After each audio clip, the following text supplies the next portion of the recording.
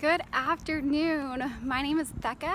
I serve as a pastor here at Foothills Christian Church, and this is a midweek connection video. So a chance to share some announcements and updates happening in the life of our church and a few other things. So I am outside right now. I am in between our sanctuary and our courtyard. And I'm doing that because this Sunday is our first courtyard worship service. It's the first time that since March that we are going to be inviting people to come join us in person for worship, and that's because we're going to be outside and praying that it is just a little bit cooler than it has been every day, that it's trending that way. But to help with that, we've installed some new shade sails to provide a lot more shading, and there's still another one on its way to arrive to be hung up as well. So by Sunday there's going to be even more shade out here. So you are invited to join us for worship, whether in person or online, because we'll be streaming the service if all goes well. But if you happen to join us in person, we're going to ask you to do a few things in preparation in order to help us best practice social distance precautions. One is to make sure to wear a mask. And the second is to bring a chair with you.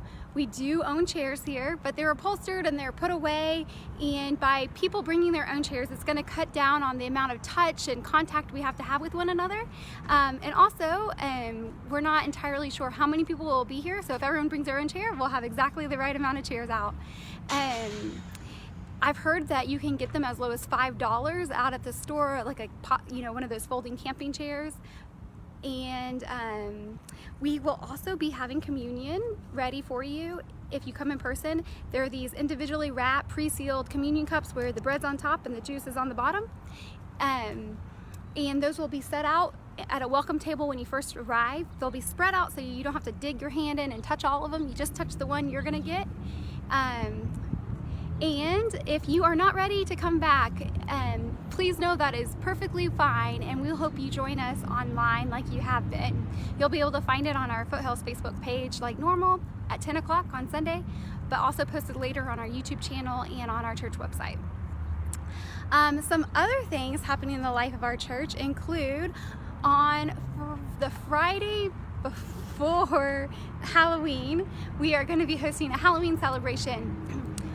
And kids are invited to come in costume, and we're gonna put them in family groups along the sidewalks around the parking lot. Maybe I can show you that area. But so we're gonna cluster family groups together, spread out for social distancing, and then have cars come through. Like if you participated in our Pentecost parade, it'll be a similar setup, but there will be buckets where cars can drop the candy for the family group as they pass by. So we need not only families with small kids to participate, but we also are calling upon everyone to participate, because we'd love to have you for that. There's also going to be a pumpkin carving contest. So if you want to participate in that, you'll bring your pumpkin already carved, and it'll be set out on a table as cars drive by. There'll be a way for them to vote on the best design.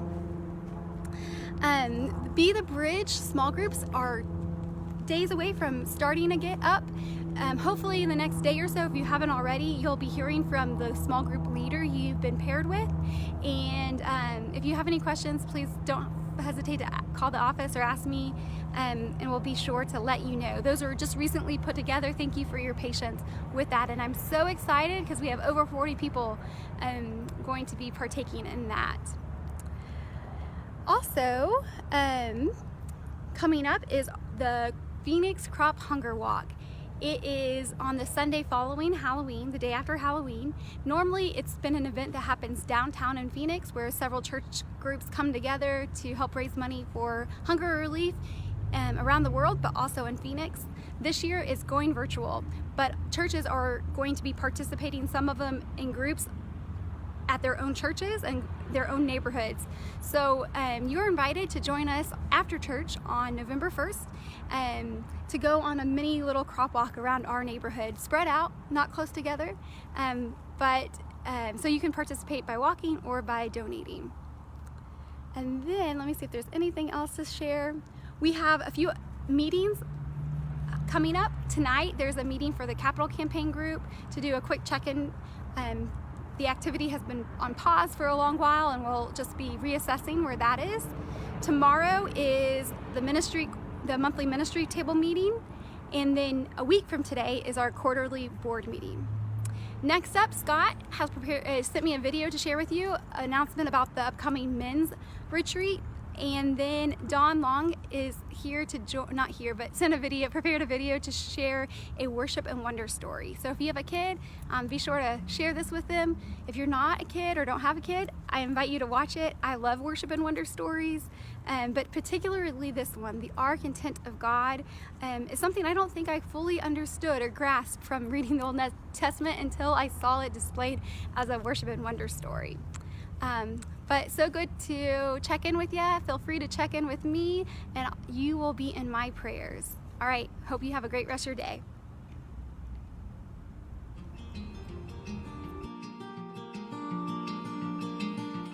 Disciples Men of 3 regions are joining together for a retreat this year.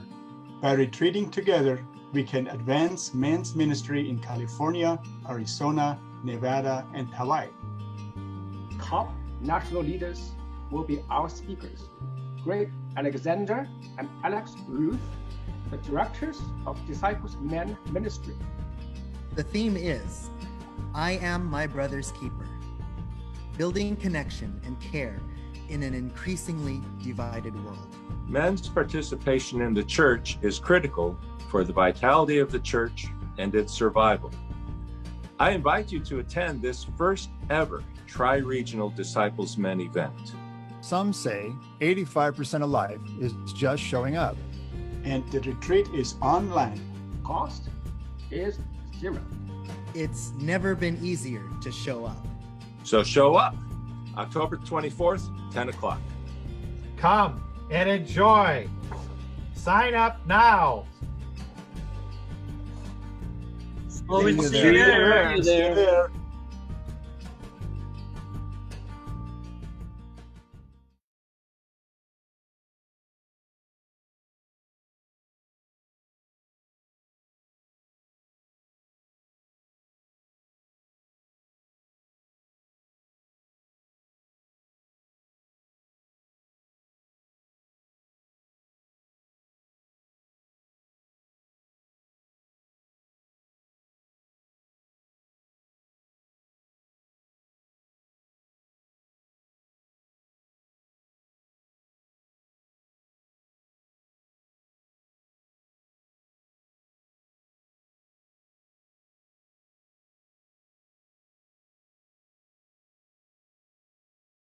Good morning.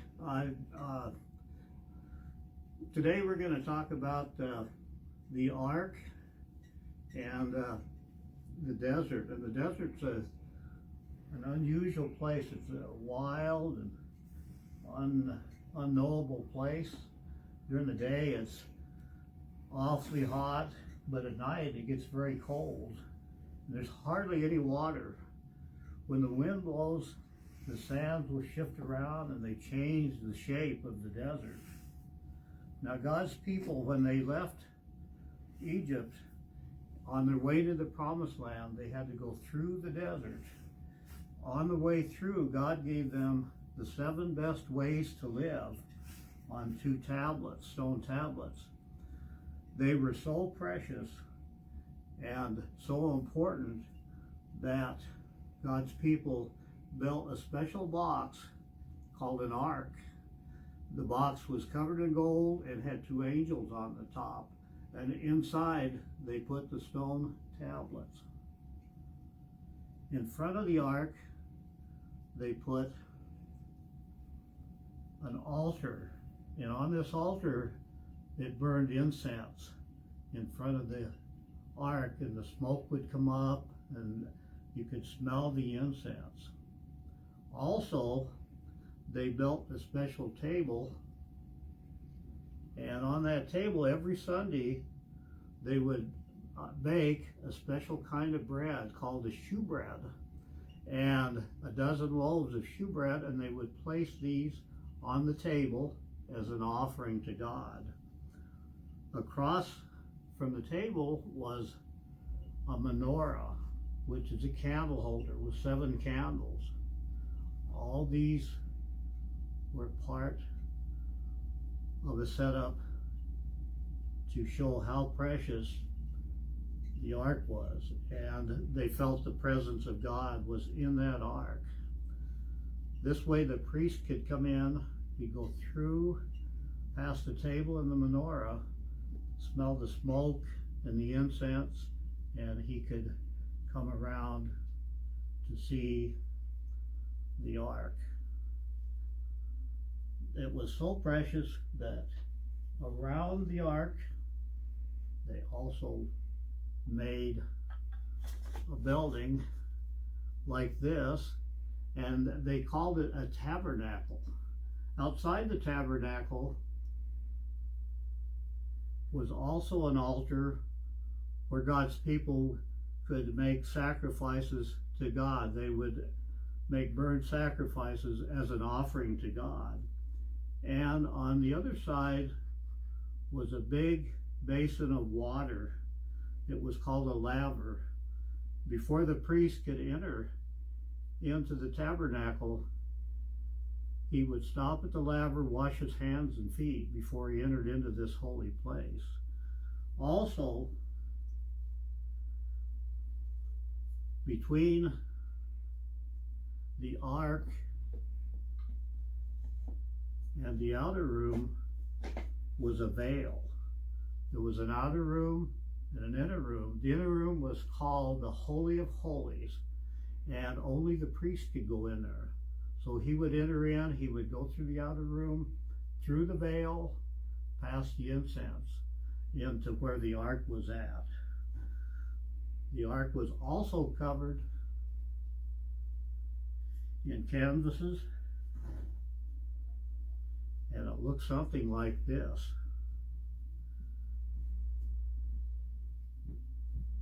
So they covered the tent, and the final thing they did, and this is going to be a little bit hard to do, but they built a linen fence all the way around the ark to protect it. So there's a lot of things done because God's people felt that the presence of God was inside this tabernacle and inside that ark with the 10 best ways to live.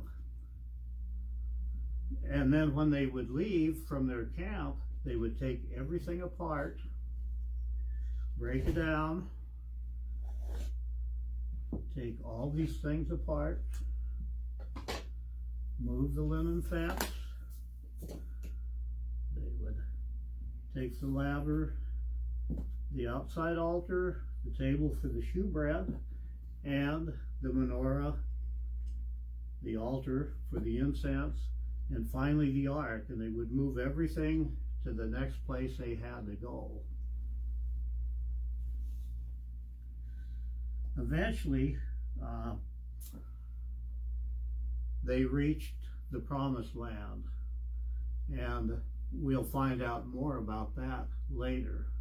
Now I wonder how the priest felt when he entered into that Holy of Holies, and I wonder how you feel when you get close to God.